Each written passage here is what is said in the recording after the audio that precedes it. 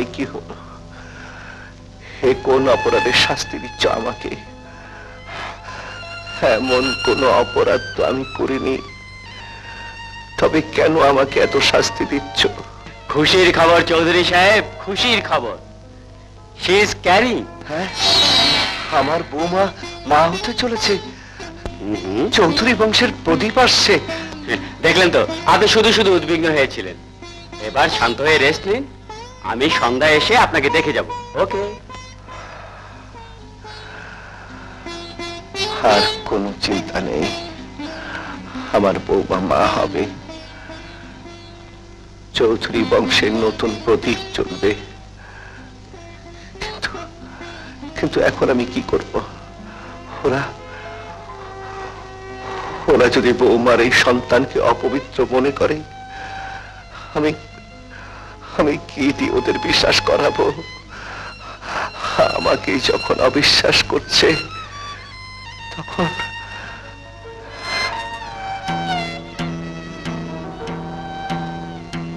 পেয়েছি।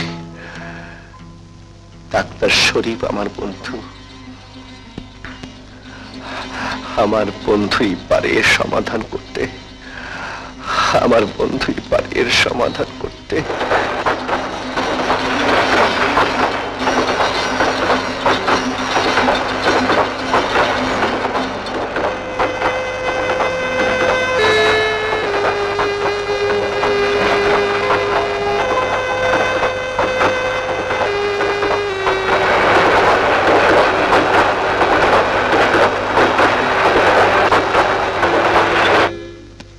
কি বলছিস? হ্যাঁ রে, ঠিকই বলছি। তাই তো তোর কথা মনে হতেই ছুটে এলাম।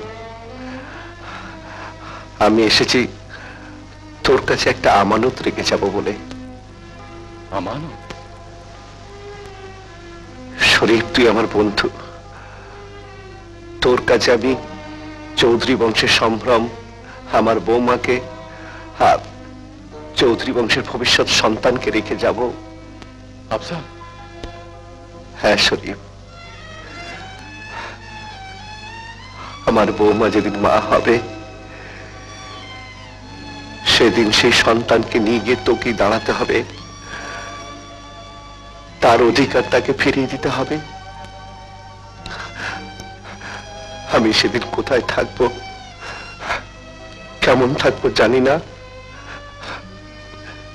আদৌ থাকবো কিনা তাও জানি না। আফজাল, আফজাল তুই শান্ত হ। না শরীফ, আর আমার সময় হবে না। ফিরতি ট্রেনেই আমি চলে যাব।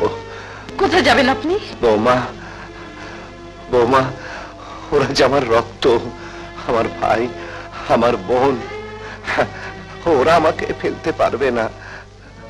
তোমাকে নিয়ে আমার চিন্তা ছিল, এখন আমি নিশ্চিন্ত। না ভাইজান না, আপনাকে আমি একা যেতে দেব না। আজই আপনি হাসপাতাল থেকে ছাড়া পেয়েছেন। হাসপাতাল থেকে? হ্যাঁ, 2বার স্ট্রোক হয়ে গেছে ওনার।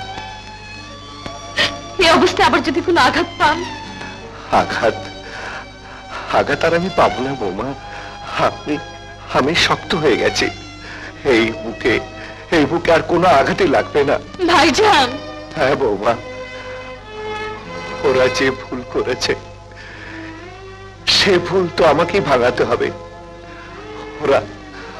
ওরা তোমার প্রতি যে অন্যায়, যে অবিচার করেছে, আমার জীবন দিয়ে হলেও আমাকে যে তার অবসান করে যেতে হবে। নইলে মরেও যে আমি শান্তি পাবো না বৌমা, মরেও শান্তি পাবো না। না আফজাল, যাওয়া তোর হবে না। তুই অসুস্থ। বন্ধু হিসেবে নয়, ডাক্তার হিসেবে আমি তোকে যেতে দিতে পারি না। আজ থেকে তুই কাজল মেমোরিয়াল হাসপাতালের পেশেন্ট।